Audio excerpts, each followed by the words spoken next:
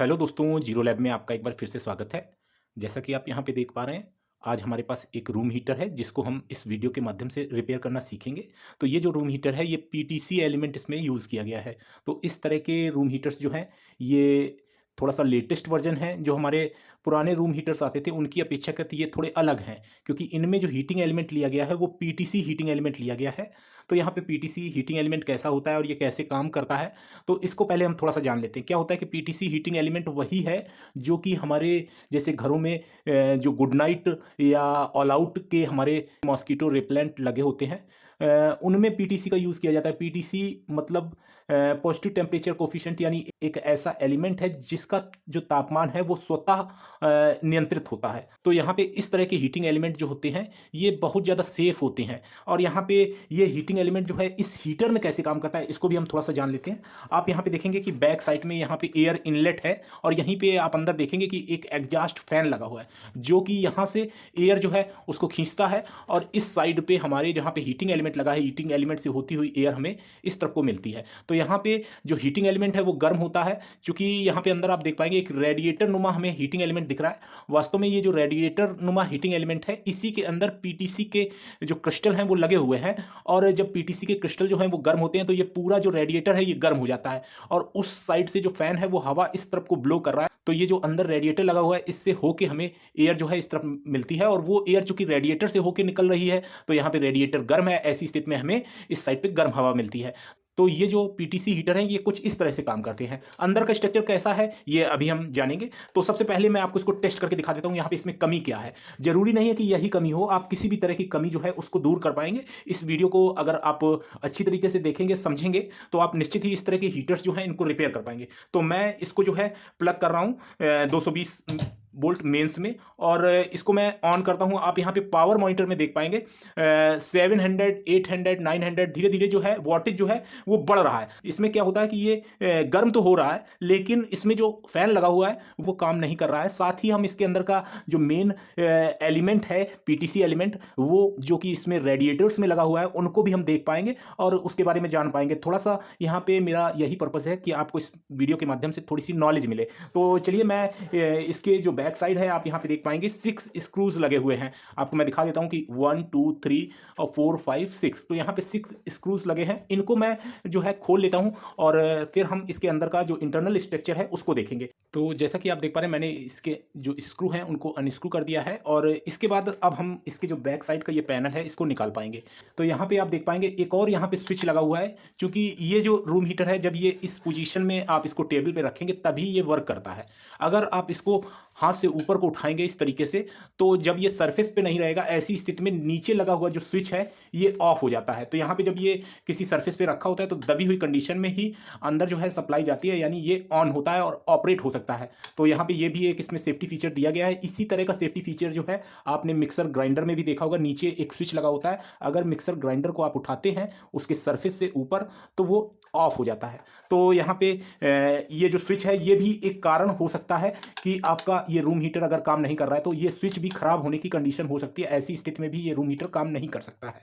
तो यहाँ पे तो ये काम कर रहा है, हीटिंग जो है प्रॉपर हो रही है, बस फैन हमारा नहीं चल रहा है। तो चलिए इसको जो है हम खोल लेते हैं। जैसा कि आप यहाँ पे देख पा रहे हैं, इस तरीके से हम इसको जो है ओपन करते हैं, और फिर इसके अंदर का जो इंटरनल स्ट्रक्चर है वो आप देख पाएंगे। तो यहाँ पे ये जो फ्रंट पैनल है, हमने इसको निकाल दिया है, ये बिल्कुल इस तरीके से अलग हो गया है, और यहाँ पे हम इसको अलग रख देते हैं। इसके बाद आप यहाँ पे देख पाएंगे इसके अंदर का कुछ इस तरह का स्ट्रक्चर है, जैसा कि आप यहाँ पे देख पा रहे हैं। तो ये जो है नीचे जो लगा हुआ स्विच है, ये केवल यहाँ पे आप देख पाएंगे 2 वायर्स जो गए हैं नीचे, ब्लू और रेड, ये वायर्स हमारे इस स्विच से कनेक्ट हैं। और ये स्विच हालांकि हमारा ओके है, तो इसको हमें जो है देखने की जरूरत नहीं है। अब हम यहाँ पे नज़दीक से आपको दिखाते हैं कि आप इसका जो एलिमेंट है उसको देखिए। यहाँ पे ये रेडिएटर है एक तरह का, और इसमें पीटीसी जो है वो लगे हुए। पीटीसी क्रिस्टल जो है वो कहाँ पे लगे हैं, एक आप यहाँ पे देख पाएंगे, एक क्रिस्टल यहाँ पे लगा है, एक क्रिस्टल यहाँ पे लगा है, और एक यहाँ पे लगा है। इसके अलावा आप यहाँ पे देख पाएंगे एक यहाँ पे, और एक यहाँ पे, और एक यहाँ पे। तो कुल मिला के इस लाइन में 3 क्रिस्टल हैं, और इस लाइन में 3 क्रिस्टल हैं। इसके अलावा साइड की जो दोनों यहाँ पे आप लाइन देख रहे हैं, इन लाइन्स में 4-4 क्रिस्टल का यूज किया गया है। पहला क्रिस्टल ये है, दूसरा ये है, तीसरा ये है, चौथा ये। इसी तरीके से इस साइड भी 4 क्रिस्टल लगे हुए हैं। तो क्या होता है कि हमारी जो सप्लाई है मेंस की, वो मेंस की सप्लाई हमारी किस तरीके से इसमें जाती है, इसको आप थोड़ा सा समझ लीजिए। क्या है कि ये जो क्रिस्टल लगे हुए हैं 4 क्रिस्टल, तो आप यहाँ पे देख पाएंगे एक वायर आया है, ये ब्लू वायर। तो ब्लू वायर जो है ये हमारा यहाँ पे गया है, इसके बाद यहाँ पे गया है और इसके बाद यहाँ पे गया है, 3 जगह पे ब्लू वायर गया है। तो ये आप देख पाएंगे। इसके बाद नेक्स्ट आप देखेंगे कि रेड वायर जो है, ये रेड वायर यहाँ पे आया है और इसके बाद जो व्हाइट वायर है वो यहाँ पे आया है। तो ये 2 वायर्स जो है यहाँ यहाँ पे आए हुए हैं। तो इसकी जो सेटिंग है, 2 तरह की सेटिंग है, हीटिंग सेटिंग जो है 2 तरह की है। तो उस हीट सेटिंग में ये कैसे काम करता है, जैसे लो हीट सेटिंग में अगर हम इसको चलाते हैं तो ऐसी कंडीशन में क्या होता है कि ये रूम हीटर की केवल एक साइड के जो पीटीसी है ये कनेक्ट रहते हैं, और ऐसी स्थिति में ये रूम हीटर जो है लो हीटिंग जो है वो देता है। और हाई हीटिंग के टाइम क्या होता है कि दोनों ही पॉइंट्स जो है इन पॉइंट्स पे सप्लाई जाती है, जिससे कि सभी पीटीसी जो है ये वर्क करने लगते हैं। कैसे, आप यहाँ पे देख पाएंगे ये जो कनेक्टर है, ये कनेक्टर इस साइड पे ये पूरा एक है, और इसके बाद आप देख पाएंगे एक ये कनेक्टर लगा हुआ है रेड वाला, ये हम न्यूट्रल मान लेते हैं, ये फेस मान लेते हैं। तो फेस का कनेक्टर ये है, तो ये पूरी एक लाइन है। यहाँ पे क्या है कि ये हमारे बीच में सिर्फ सेपरेट किससे है, इन पीटीसी क्रिस्टल से। तो क्या है कि जो फेस है, फेस हमारा इस साइड यहाँ पे पहुंचा और न्यूट्रल है वो हमारा यहाँ पे पहुंचा। तो पीटीसी क्रिस्टल जो है वो बीच में है, तो पीटीसी क्रिस्टल पे जब सप्लाई पहुंचेगी तो ये गर्म होगा। तो जब ये गर्म होगा तो ये जो रेडिएटर की जाली है इसमें जो है इसकी गर्मी जो है इसमें आएगी रेडिएटर की जाली में, और चूंकि पीछे से एयर ब्लो हो रही है तो ऐसी कंडीशन में इस जाली से जब हवा गुजरेगी तो वो गर्म हो जाएगी और हमें गर्म हवा मिलेगी। तो यहाँ पे तो फेस और न्यूट्रल का हमने देख लिया। अब नेक्स्ट में देखते हैं हम कि यहाँ पे फेस आ ही रहा है, इसके बाद यहाँ पे आप देख पाएंगे ये फेस जो है इस साइड क्रिस्टल के साथ जुड़ा हुआ है, और ये न्यूट्रल जो है वो हमारा यहाँ पे है। तो न्यूट्रल जो है इस साइड पे आ रहा है क्रिस्टल के, तो यहाँ पे इन क्रिस्टल्स पे भी न्यूट्रल इस साइड से और फेस इस साइड से पहुंच रहा है, जिससे कि ये क्रिस्टल भी हीट होंगे, और जो पीटीसी क्रिस्टल हैं ये पीटीसी क्रिस्टल इस पूरे रेडिएटर को गर्म कर देंगे, जिससे कि हमें हीटिंग जो है वो मिलती है। तो कुछ इस तरीके से इसमें ऐसे ही इस साइड भी सेम जो है स्ट्रक्चर है, सेम प्रोसेस है क्रिस्टल पे सप्लाई जाने का। तो यहाँ पे एलिमेंट हमने देख लिया। अब यहाँ पे मैं आपको दिखाता हूँ कि आप यहाँ पे एक रिले देख पाएंगे जो थर्मल कट ऑफ रिले है। तो ओवर हीट होने की स्थिति में ये जो थर्मल कट ऑफ रिले है ये हमारी क्या करती है, सप्लाई को कट करती है। आप यहाँ पे देख पाएंगे जो ब्लू वायर है, जो हमने बताया था कि ये हम अर्थ मान लेते हैं या न्यूट्रल मान लेते हैं, ये न्यूट्रल जो है इस थर्मल कट ऑफ से ही होके यहाँ पे और यहाँ पे पहुंच रहा है। तो अगर ये हीटिंग एलिमेंट ओवर हीट होगा, ऐसी स्थिति में क्या है कि थर्मल कट ऑफ जो है ये अंदर से कट कर देगा, और सप्लाई जो है हमारी न्यूट्रल की सप्लाई जो है इसमें नहीं पहुंचेगी हीटिंग एलिमेंट में, तो यहाँ पे ये हीट नहीं होगा। तो यहाँ पे ये एक सेफ्टी फीचर है। इसके अलावा खुद में ही पीटीसी क्रिस्टल जो है वो सेफ्टी जो है ओवर टेम्परेचर में प्रोवाइड करता है। तो यहाँ पे आपने ये चीज समझ ली। अभी मैंने कुछ दिन पहले एक वीडियो डाला था जो कि हमारा वेपोराइजर या स्टीमर पे था, जो कि हमें गर्म भाप लेने में एक डिवाइस जो है वो काम आती है। तो उस पे भी मैंने आपको जब वीडियो में बताया था तो वहाँ पे भी हीटिंग एलिमेंट जो था वो पीटीसी वाला ही था। तो उस तरह के हीटिंग एलिमेंट हमारे ग्लू गन में भी इस्तेमाल होते हैं। जैसा कि आप जानते हैं कि ग्लू गन जो है, ग्लू गन में भी पीटीसी हीटिंग एलिमेंट का इस्तेमाल किया जाता है। यहाँ पे आप देख पाएंगे इस तरह की ग्लू गन होती है, और इसके अंदर जो हीटिंग एलिमेंट होता है वो भी पीटीसी वाला होता है। तो यहाँ पे टेम्परेचर जो है सेल्फ कंट्रोल रहता है पीटीसी एलिमेंट का। तो चलिए मैं इसका जो एलिमेंट है इसमें यहाँ पे आप देख पाएंगे 4 स्क्रूज लगे हुए हैं, और इन स्क्रूज को हम निकालने के बाद इसके नीचे का फैन देख पाएंगे। चूंकि जो प्रॉब्लम है वो फैन में है, तो यहाँ पे हम इसके स्क्रू जो है उनको अनस्क्रू कर लेते हैं और इसके नीचे के फैन को खोल के फिर उसको रिपेयर करते हैं। तो जैसा कि आप देख पा रहे हैं मैंने इसके स्क्रू जो हैं 4 स्क्रू लगे थे, चारों स्क्रू को अनस्क्रू कर दिया है, जिसके बाद इसका जो हीटिंग एलिमेंट है ये इस तरीके से हम निकाल पाएंगे। तो यहाँ पे मैं इसको धीरे से बाहर निकालता हूँ, जिससे कि मैं आपको और अंदर इसके जो है किस तरीके से फैन लगा हुआ है ये सारा कुछ दिखा पाऊँ। तो यहाँ पे आप देख पा रहे हैं ये पूरा का पूरा यूनिट जो है ये बाहर आ गया है, जिस तरीके से आप यहाँ पे देख पा रहे हैं, और ये इसके बैक साइड में फैन लगा हुआ है। तो ये फैन जो है ये वर्क नहीं कर रहा है। तो इस तरह के ही फैन जो है इस तरह के पीटीसी रूम हीटर में हो सकता है लगे हों, तो उनको भी आप रिपेयर करना थोड़ा सा सीख लेंगे इस वीडियो के माध्यम से। तो यहाँ पे इस फैन को हम बड़ी आसानी से इस तरीके से निकाल सकते हैं। जैसा कि आप देख पा रहे हैं ये मैंने निकाल दिया है इसका ऊपर का जो फैन है, और यहाँ पे अंदर एक मोटर लगी हुई है। तो इस तरह की मोटर जो है, इस मोटर पे मैंने प्रॉपर एक वीडियो डाला है कि ये मोटर कैसे काम करती है। वो वीडियो अगर आपने नहीं देखा तो वो भी आप वीडियो देखिए, आपको थोड़ी सी नॉलेज होगी। तो यहाँ पे ये जो मोटर है, इस मोटर में 2 स्क्रूज यहाँ पे लगे हैं, जिसके बाद इसका जो अपर पार्ट है इसको हम निकाल पाएंगे। तो यहाँ पे इसको हम इस तरीके से निकाल देते हैं। जैसा कि आपने देखा अभी तक मैंने कोई भी चीज़ इसमें चेक नहीं की है। तो यहाँ पे अभी हम मल्टीमीटर का जो है उपयोग करेंगे और इसको टेस्ट भी करेंगे। तो यहाँ पे टेस्ट करने से हमें क्लियर रहता है कि चीज़ें क्या इसमें ख़राब हैं, और उससे हमें ज़्यादा बेहतर रहता है किसी चीज़ को रिपेयर करने में, अगर टेस्टिंग का प्रोसेस जो है वो हम करते रहें साथ साथ में। तो यहाँ पे इसमें जो स्क्रू लगे हुए हैं उनको मैं धीरे से निकाल देता हूँ, जैसा कि आप यहाँ पे देख पा रहे हैं। और इस तरीके से मैंने जो इसके स्क्रू हैं उनको लूज़ कर लिया है, जिसके बाद इसकी मोटर जो है उसको हम निकाल पाएँगे। तो यहाँ पे आप देख पा रहे हैं इस तरीके से इसका रूटर और ये अपर पार्ट पूरा साथ में आ गया है, इसको हम साइड में रख देते हैं। यहाँ पे आप देख पाएँगे इसके अंदर लगी हुई मोटर में जो बाइंडिंग है वो इस तरीके की है, दोनों साइड एक-एक कॉइल लगी हुई है और इसके अंदर का स्ट्रक्चर जो है आप यहाँ पे देख पाएँगे। मैं आपको नज़दीक से दिखाने का प्रयास करता हूँ। इसकी बाइंडिंग भी आपने देख ली है, इस तरीके की बाइंडिंग है। बाइंडिंग को हम मैनुअली देखते हैं तो हमें ऐसा लग रहा है कि कहीं कोई फॉल्ट नहीं है, ये बाइंडिंग जो है प्रॉपर है। तो चलिए इसके जो मोटर है, मोटर के दोनों वायर्स स्टार्टिंग और एंड के पॉइंट पे हम मल्टीमीटर से टेस्ट करते हैं, जिससे कि हमें ये पता चलेगा कि इसमें क्या फॉल्ट है। इसकी वायरिंग तो हमें सही दिख रही है।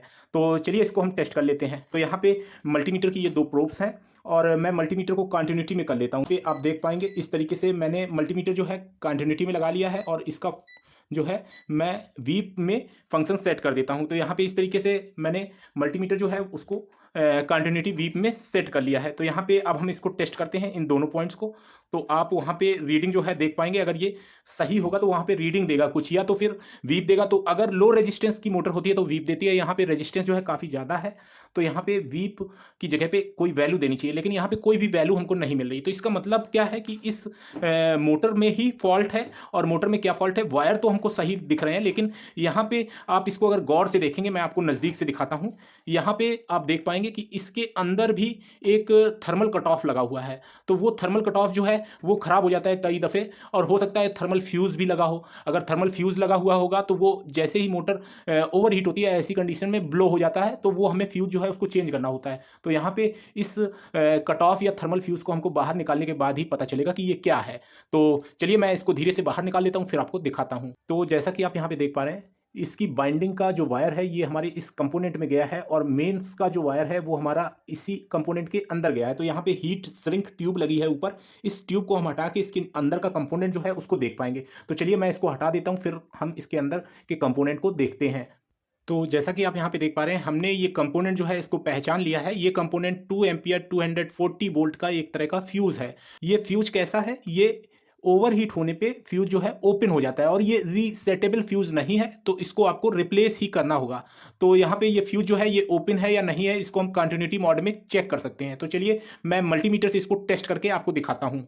तो जैसा कि आप देख पा रहे हैं, मैंने मल्टीमीटर को वीप यानी बजर मोड में लगा लिया है और फ्यूज़ के एक वायर के साथ मैंने ब्लैक प्रोब जोड़ी हुई है। जैसा कि आप यहाँ पे देख पा रहे हैं, दूसरे फ्यूज़ के वायर के साथ हम रेड प्रोब जोड़ रहे हैं, लेकिन ये हमें मल्टीमीटर में बीप या बजर नहीं दे रहा है। तो ऐसी कंडीशन में ये हमारा जो फ्यूज़ है, ये फ्यूज़ खराब हो गया है।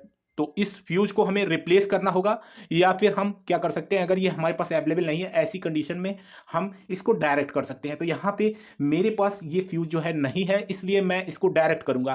तो यहाँ पे डायरेक्ट करने से प्रॉब्लम हो सकती है कि अगली बार हमारी मोटर जो है वो हो सकता है ख़राब हो जाए और उसको हम दोबारा से रिपेयर ना कर पाएँ। लेकिन जब ये चीज़ें हमारे पास अवेलेबल नहीं है तो हमारे पास कोई विकल्प नहीं रहता है कि हम इसको रिप्लेस करें। तो चलिए मैं इसको क्या करता हूँ, फ्यूज़ को यहाँ से रिमूव कर देता हूँ। वायर जो है डायरेक्ट हम यहाँ पे जोड़ देंगे, तो जो सप्लाई है वो हमारी जाने लगेगी और ऐसी कंडीशन में हमारी मोटर जो है इसकी वो वर्क करने लगेगी। तो मैं इसको डायरेक्ट जो है कनेक्ट कर देता हूँ, जिसके बाद हम फिर से कंटिन्यूटी पे इसके ये जो दोनों वायर्स हैं इनको टेस्ट करेंगे, जिसके बाद हमें मल्टीमीटर में जो है वो पता चलेगा कि ये जो मोटर है, इस मोटर को हम ठीक कर पाए हैं या नहीं कर पाए हैं। तो चलिए मैं इसको डायरेक्ट कर देता हूँ। तो जैसा कि आप यहाँ पे देख पा रहे हैं, मैंने वायर जो है ये डायरेक्ट कनेक्ट कर दिया है और इसके ऊपर हम एक हीट सिंक ट्यूब जो है ये सेफ्टी के लिए लगा देते हैं, जिससे कि ये कहीं पे शॉर्ट ना हो और हमारी मोटर जो है वो ख़राब ना हो। तो इस तरीके से मैंने हीट सिंक ट्यूब जो है इस तरीके से लगा दी है। अब हम इस हीट सिंक ट्यूब को कंप्रेस कर देते हैं। तो जैसा कि आप देख पा रहे हैं, मैं इस तरीके से ये हीट सिंक ट्यूब जो है इसको कंप्रेस कर दिया है और इसको पहले की तरह हम इसके अंदर ऐसे डाल देते हैं। जैसा कि आप यहाँ पे देख पा रहे हैं, इस तरीके से मैंने इसको डाल दिया है और वायर्स जो हैं हम पहले की तरह जैसा हमारा सेट था वैसे ही कर लेते हैं। तो इसको मैं कर लेता हूँ, फिर आपको दिखाता हूँ। तो जैसा कि आप यहाँ पे देख पा रहे हैं, मैंने इसको पहले की तरह कर लिया है और अब हम इसको कंटिन्यूटी में फिर से टेस्ट करते हैं। तो मैं जो है कैमरा पुरानी पोजीशन में ले आता हूँ, फिर हम इसको टेस्ट करते हैं। तो यहाँ पे आप देख पा रहे हैं हमारी मोटर के जो वायर्स हैं वो ये हैं और अब हम फिर से इसको टेस्ट करेंगे। तो यहाँ पे एक मल्टीमीटर की प्रोब हमें यहाँ लगानी है, दूसरी हमें इसके साथ अटैच करनी है, क्योंकि ये वायर्स जो हैं यहीं पे आए हैं। तो हम जो मल्टीमीटर है, मल्टीमीटर को कंटिन्यूटी वीप में लगा रखे हैं कि इसकी जो वैल्यू आ रही है वो 0.826 किलो ओम यानी 826 ओम आ रही है। तो यहाँ पे ये जो मोटर है ये ठीक हो चुकी है। अब हम इसको पहले की तरह फिट कर लेते हैं, फिर हम इस पे मेन सप्लाई देके अपनी और फिर टेस्ट करते हैं। तो यहाँ पे जैसा कि आप देख पा रहे हैं, हमने जो इसकी मोटर है वो पहले की तरह कनेक्ट कर ली है और अब हम इसको जो है अपनी मेंस की सप्लाई के साथ में जोड़ते हैं। यहाँ पे आप पावर मॉनिटर पे देख पाएंगे, मैंने इसकी सेटिंग जो है वो केवल फैन की पोजीशन में कर ली है और हीटर्स जो हैं उनको मैंने बंद कर रखा है। यहाँ पे आपको ध्यान देना है कि जब आपको टेस्ट करना है तो इसी पोजीशन में रखना है, जिससे कि इसके नीचे लगा हुआ जो स्विच है वो एक्टिव रहे और आपकी सप्लाई जो है तभी इसके अंदर जाएगी और तभी आप इसकी मोटर जो है इसको टेस्ट कर पाएंगे। तो यहाँ पे मैं ऑन करता हूँ, आप इसकी मोटर जो है उसको देख पाएंगे कि रोटेट कर रही है या नहीं कर रही है। तो यहाँ पे इसकी मोटर जो है साउंड दे रही है और रोटेट कर रही है, लेकिन हमको ये दिखाई नहीं दे रहा है। इसके लिए हम क्या करेंगे, इस मोटर पे जो इसका ये पंखुड़ी है इसको अटैच करेंगे, जिसके बाद हम ये देख पाएंगे कि ये मोटर रन कर रही है या नहीं कर रही है। तो चलिए मैं इसको एक बार फिर से ऑफ कर देता हूँ। यहाँ पे ये वायर्स जो है इनको मैं इस तरीके से बाहर निकाल लेता हूँ, जिससे कि ये हमारे पंखुड़ी के साथ में टच ना हो और जो पंखुड़ी है वो प्रॉपर तरीके से रोटेट कर पाए। तो यहाँ पे मैंने पंखुड़ी जो है इस पर अटैच कर दी है। अब हम इसको दोबारा से सप्लाई जो है वो ऑन करते हैं। तो यहाँ पे आप देख पाएंगे कि इसका जो फ़ैन है वो अब चलने लगा है। तो यहाँ पे फ़ैन जो है वो ओके हो चुका है और अब हम क्या करते हैं कि अब हम इस पूरे रूम हीटर को जो है पहले की तरह बंद कर देते हैं, क्योंकि ये अब ठीक हो चुका है। यहाँ पे मैं आपको बताना चाहूँगा कि ये जो रूम हीटर है ये ठीक होने के लिए एक रिपेयरिंग शॉप पे गया था, जहाँ पे उन्होंने इसको रिपेयर नहीं कर पाया है। उन्होंने बोला है कि इसका फ़ैन ही ख़राब है, पूरा फ़ैन चेंज होगा। तो यहाँ पे इस तरह का फ़ैन जो है हो सकता है ये मार्केट में अवेलेबल भी ना हो। तो वो तो ये कह रहे थे कि ये यहाँ पे नहीं मिलेगा, आपको इसको जो है सर्विस सेंटर में ले जाना होगा। तो ऐसा है कि इस तरह का जो फ़ैन है उसको कैसे रिपेयर करना है, ये पूरा प्रोसेस मैंने इस वीडियो में आपको समझा दिया है। और हो सकेगा तो इस तरह के कंपोनेंट, जो ये थर्मल फ्यूज़ था, इस तरह का फ्यूज़ जो है मैं अपने स्टॉक में रखूँगा और आप वहाँ से ऑर्डर करके इस तरह के कंपोनेंट जो है वो भी परचेज़ कर पाएँगे। हालाँकि मैं आपको यहाँ पे एक और चीज़ बताना चाहूँगा, इसमें एक नियॉन इंडिकेटर जो है वो लगा हुआ था और वो नियॉन इंडिकेटर जो है वो इसको जब खोला गया है तो ये जो है इसकी एक लेग ब्रेक हो गई है। तो यहाँ पे हम इस नियॉन इंडिकेटर को भी जो है रिप्लेस कर देते हैं। उसके बाद हम जो ये हीटर है इसको पहले की तरह जो है बंद कर देंगे और फिर टेस्ट करेंगे। तो जैसा कि आप देख पा रहे हैं, नियॉन इंडिकेटर कुछ इस तरह का होता है और ये हमारे स्टॉक में भी अवेलेबल है। अगर आप परचेस करना चाहें तो वीडियो के डिस्क्रिप्शन में जाके आप इस तरह के इलेक्ट्रॉनिक्स कंपोनेंट जो है उनको परचेस कर पाएंगे। तो यहाँ पे हम नियॉन इंडिकेटर जो है इसको रिप्लेस कर देते हैं, जिस तरीके से ये लगा था उसी तरीके से हम इसको लगा लेते हैं। और इसमें एक रेजिस्टेंस भी लगती है, वो रेजिस्टेंस वहाँ पर लगी हुई है। इसके दूसरे पार्ट में आप यहाँ पर देख पाएंगे, इसके अंदर जो है रेजिस्टेंस लगी है। तो चलिए मैं इसको रिप्लेस कर देता हूँ, फिर हम इसको जो है पहले की तरह बंद करने के बाद टेस्ट करेंगे। तो जैसा कि आप देख पा रहे हैं, मैंने नियॉन इंडिकेटर जो है इसका रिप्लेस कर दिया है और अब हम क्या करेंगे, इसको पहले की तरह फिट करेंगे और फिर इसके बाद इसको टेस्ट करेंगे। तो फाइनली जो हमारा रूम हीटर है ये रिपेयर हो चुका है। यहाँ पे 3 सेटिंग्स हैं, एक में केवल इसका फ़ैन चलता है, दूसरी सेटिंग में लो हीटिंग और तीसरी सेटिंग इसकी जो है हाई हीटिंग की है। तो यहाँ पे फ़ैन की सेटिंग में ही मैं पहले इसको चला के आपको दिखाता हूँ। आप यहाँ पे देख पाएंगे कि जब हम इसको जो है इसकी इसी पोजीशन, यानी इसको हम किसी सरफेस पे रखते हैं, उसी कंडीशन में इसके नीचे का जो स्विच है वो इस पूरे यूनिट को एक्टिवेट करता है। तो चलिए मैं इसका फ़ैन जो है वो आपको चला के यहाँ पे आपको दिखा देता हूँ। आप फ़ैन चलने की आवाज़ जो है वो भी सुन पाएंगे, साथ ही इंडिकेटर यहाँ पे आपको जलता हुआ दिख रहा है। 24 वॉट जो है ये लगभग 24-25 वॉट जो है फ़ैन कंज्यूम करता है। तो यहाँ पे इसकी हीट सेटिंग फर्स्ट में हम इसको लगा के देखते हैं, तो आप यहाँ पे जो वॉटेज है वो आप देख पाएंगे।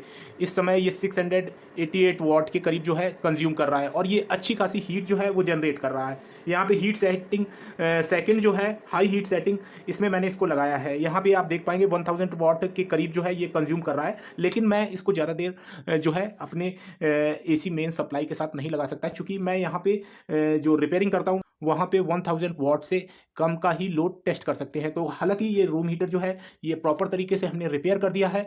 तो इस तरीके से आप भी रूम हीटर्स जो हैं इनको रिपेयर कर सकते हैं। इस तरह के पीटीसी रूम हीटर्स के बारे में आपको जानकारी कैसी लगी, और उम्मीद करता हूँ कि ये जो वीडियो है ये आपके लिए हेल्पफुल रहेगा। तो आज के वीडियो में इतना ही। Thanks for watching, have a nice day.